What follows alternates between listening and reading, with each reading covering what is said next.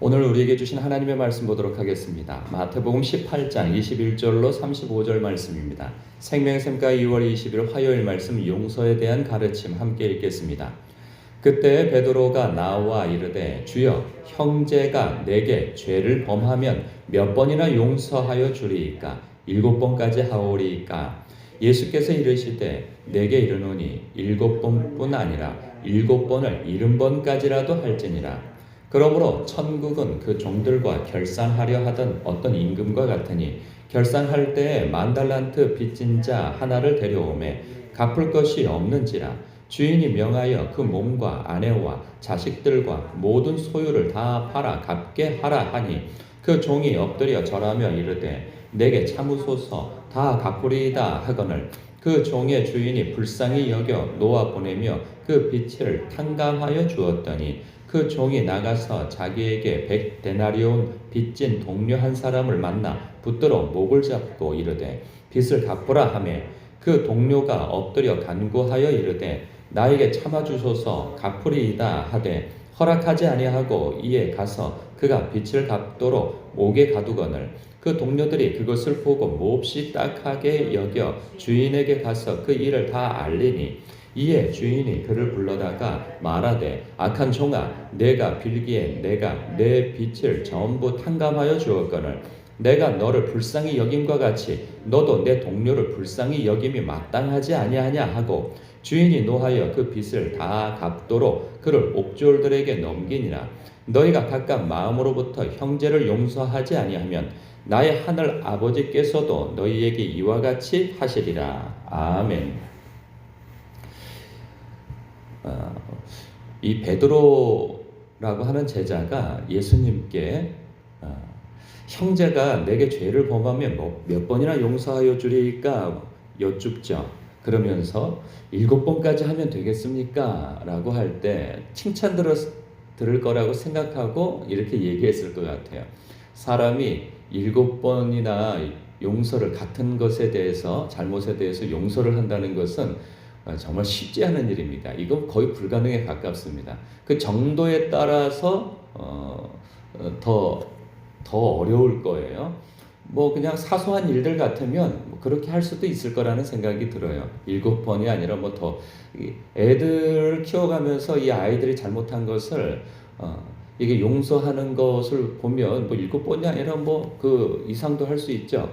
그런데 그런 것 말고 그런 정도는 뭐 누구나 할 수 있는 용서인 거죠. 그런데 정말 원수 같은 사람이 있을 거예요. 뭐 내 큰 돈을 떼어 먹었다든가 아니면 뭐 어떤 상해를 입혔다든가 뭐 이런 것들이 있죠. 그러니까 우리가 가히 상상할 수 없는 그런 죄를 범한 사람이 있어요. 자신에게. 보통 사람들은 다 누구나 내 마음 한켠에 용서하기 힘든 어떤 사람에 대해서 사건에 대해서 품고 있는 경우들이 다 있습니다. 이게 가까운 사람일 수도 있고요, 먼 사람일 수도 있어요. 그런데 이게 조금처럼 해결되어지지 않는 그런 경우들이 다 있단 말이죠. 뭐 저라고 없을까요? 저도 있습니다. 그런데 7번씩이나 그런 사람에 대해서 7번씩이나 용서해 주리까 이렇게 얘기했을 때에는 굉장한 그 횟수죠. 근데 예수님께서는요, 아니 정말 깜짝 놀랄 정도로 어떤 조건을 말씀하세요. 내게 이르노니 7번씩이 아니다. 7번을 70번까지라도 할지니라. 몇 번입니까? 같은 죄에 대해서 77에 49, 490번 아니겠어요? 490번을 사람이 어떻게 용서를 합니까? 이건 뭐, 이 내용만 보면 보통 사람이 이렇게 생각할 수 있을 것 같아요. 아니, 주님께서 하라면 하는 것이지, 뭔 이유가 많냐? 하라면 하는 것이지. 여러분, 하라면 하는 거라고 해서 용서가 가능합니까? 이게 그렇게 가능한 것이 아니에요. 이런 생각이 들죠, 오히려. 아니, 이 일을 당해보지 않았으니까 그렇게 말하지. 이게 가능한 얘기냐고. 그러니까 어떤 엄청난 이 왼수를 만나지 못했을 때 사람들은 평안할 때 하라면 다 할 수 있을 거라고 생각을 해요. 그런데 정말 어려운 상대나 어떤 대상, 사건을 만났을 때에는 거의 불가능하죠. 거의 불가능합니다. 그래서 이것은 우리가 할 수 있는 일이 아니야. 그리고 하나님께서, 예수님께서 어떻게 이렇게 무지막지한 요구를 하실 수 있나, 이런 생각이 든단 말이죠. 이 당위성만 보면 이거 뭐 할 수가 없어요. 근데 예수님께서는 이 말씀을 왜 하시는가? 사실 사람들은 할 수가 없어요. 우리의 성정으로는 누군가를 단 한 번도 용서하기가 쉽지 않을 거예요. 한 번 행한 것만도 용서하기가 정말 어렵습니다. 몸부림쳐야 가능할까요? 우리의 성정으로는 누군가를 이렇게 쉽게 용서할 수가 없어요. 7번씩 70번이라니요. 우리는 거의 불가능합니다. 거의가 아니라 아예 불가능한 일입니다.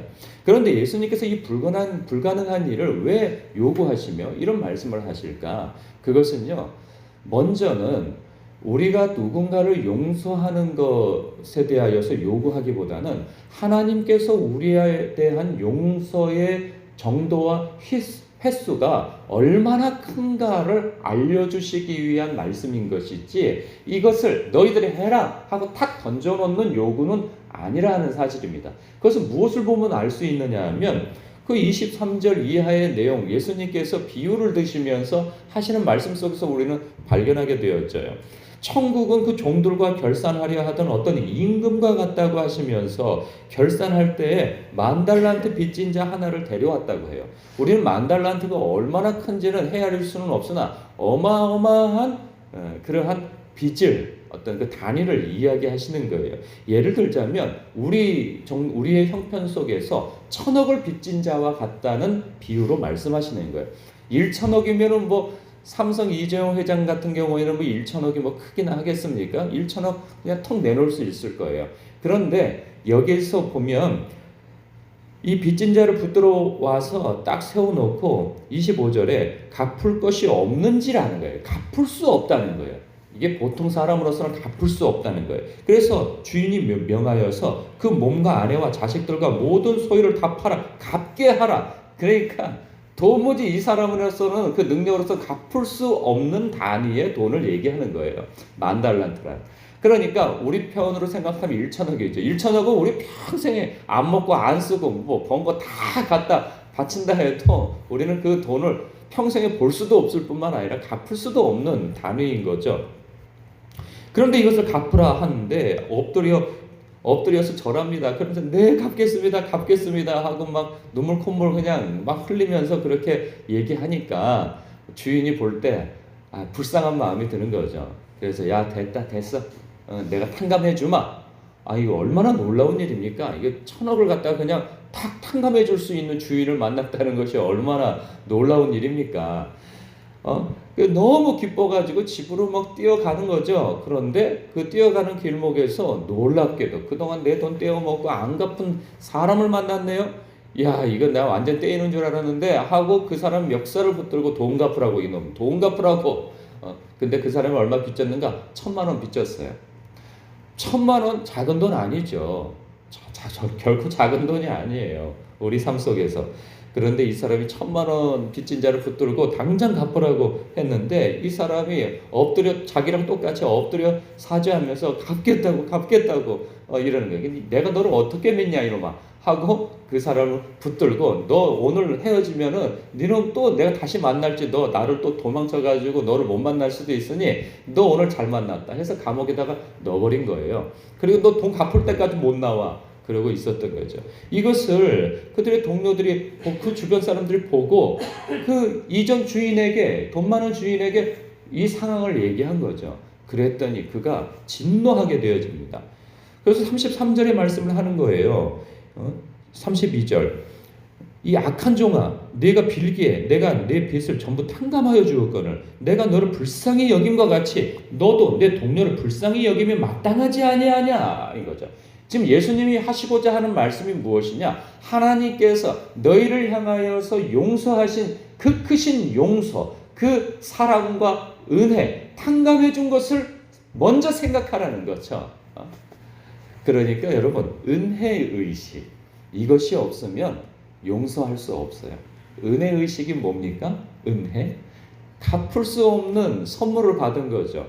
그러니까 자격 없는 자에게 베푸신 하나님의 호의가 내게 있었다는 사실을 인식하지 못하면 여기서 호의를 받은 것이 이게 포커스가 아니고 늘 말씀드리지만 자격 없는 자가 먼저예요. 내가 얼마나 하나님 앞에 자격 없고 갚을 수 없는 죄를 지었는가, 탕감받을 수 없는, 용서받을 수 없는 죄를 지었는가를 먼저 인식하지 못한다면 우리는 내가 받은 그 호의, 구원이 지극히 작게 느껴지는 거죠. 내가 용서받은 것이 뭐 그럴 수 있는 거지. 나 정도면, 이 정도면 용서받을 수 있는 거지. 이렇게 생각하는 겁니다. 그래서 사람들이요, 이 은혜 의식이 없는 사람들은 자기 의의를 드러내게 되어 있어요. 나 정도면, 내가 뭐 사람들에게 뭐 나쁜 짓 했어? 나는 나름대로 누구 해코지하지 않았고 누굴 미워하지 않았고 나는 딱히 그렇게 크게 죄 지은 게 없다고, 이런 생각 속에서 다른 사람과 자기 자신을 비교하여서 나 정도면 굉장한 사람이 있지. 하나님 앞에 내가 기특한 구석이 있으니까 구원을 받았지, 택함을 받았지, 용서받았지, 이런 생각을 한다고요. 그러나 결코 우리는요, 어떤 사람도, 심지어는 모태신앙이 아니라 뭐 대단한 신앙을 가진 사람이라 할지라도, 이 세상에서 성인군자 같이 살았다 할지라도 우리는 기본적으로 하나님의 아들을 죽게 한 이 굉장한 하나님의 아들을 죽게 한 이 살인죄를 다 지고 있는 사람들이란 말이죠. 이거보다 더 큰 죄는 없는 거예요, 이 세상에서. 그 이후에 우리에게서 나타나는 뭐 자범죄 이런 것들은 지극히 작은 죄에 속하여 그 죄에 비하면. 그런데 우리는 우리의 죄로 말미암아, 원죄로 말미암아 하나님의 아들을 죽게 한 이 살인죄를 안고 있는데 그거보다 더 큰 죄가 어디 있단 말입니까? 그 죄를 용서함 받은 거예요, 우리가. 그것을 깨닫는 사람만이, 그 은혜 의식을 갖는 사람만이 나 같은 죄인 살리신 그 은혜에 감사하게 되어지는 거예요.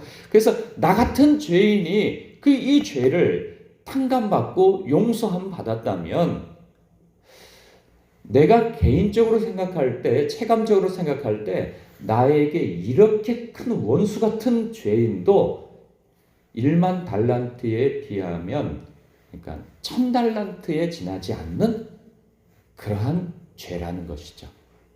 근데 우리는 은혜 의식을 놓쳐버리면 이 1000달란트가 마치 체감적으로는 뭐 1만 달란트가 아니라 뭐 1000만 달란트 정도로 생각되어지는 것이죠. 그런데 하나님께서는 네가 1만 달란트 빚진 것을 내가 탕감하여 주었다. 다른 사람이 너에게 7번씩 70번이라도 범죄하는 것은, 그래서 용서해야 하는 것은 내가 너를 용서한 거에 비하면 100데나리온밖에 되지 않는다. 이 말씀을 하시는 거예요. 우리가 그렇기 때문에 먼저 신경 써야 할 것은 하나님께서 나를 얼마나 크게 용서하셨는가, 그리고 나를 얼마나 길이 참으시고 용납하신 그 크신 사랑을 내가 받은 사람인가, 이것을 깨닫는 그 은혜 의식이 있어야 한다는 것이죠. 이 은혜 의식이 있는 사람만이 이 22절의 말씀을 받을 수 있는 것입니다. 22절에 7번씩 70번까지라도 용서해야 한다. 이것만 받으면 우리는 이거 뭐 안 되겠다. 이건 내가 믿을 수 있는 신앙이 아니야. 이것은 내가 행할 수 있는 것이 아니야 하고 미뤄두게 되어지는 것이죠. 여러분, 신앙, 즉 믿음은 다른 게 아니에요. 은혜 의식을 가지고 살아가는 그것이 믿음인 거예요. 그 믿음은 우리에게서 나타나지 않아요. 우리의 의지에 달려있는 것이 아니에요.